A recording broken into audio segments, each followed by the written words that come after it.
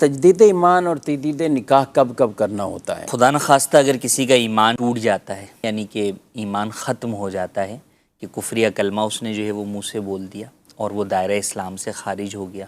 تو اب تجدید ایمان اس کے اوپر جو ہے وہ جلد از جلد کرنا لازم ہے کہ دوبارہ ایمان کے آغوش میں آ جائے، مسلمان ہو جائے۔ اور جب ایسا ہوگا تو اگر وہ شخص نکاح والا ہے تو اس کا نکاح بھی ٹوٹ جائے گا۔ البتہ بعض دفعہ احتیاطاً تجدید ایمان اور تجدید نکاح کا بھی درس دیا جاتا ہے کہ اگر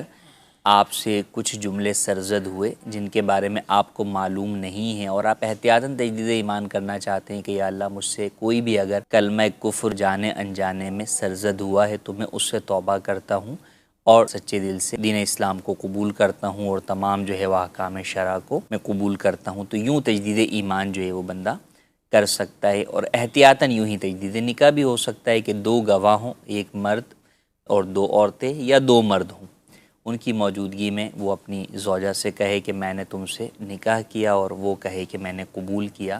تو یوں تجدید نکاح بھی ہو جائے گا۔ حق مہر جب احتیاطاً کر رہے تو اس میں جی احتیاطاً اگر تجدید نکاح کر رہے ہیں تو حق مہر جو ہے وہ لازم نہیں ہے۔ ہاں جہاں پر تجدید ایمان اور تجدید نکاح وجوبی ہو جاتا ہے تو وہاں پر پچھلا نکاح چونکہ ختم ہو چکا ہوتا ہے تو وہاں پچھلے نکاح کا حق مہر بھی واجب ہو چکا ہوتا ہے، وہ الگ بات ہے کہ بیوی معاف کر دے،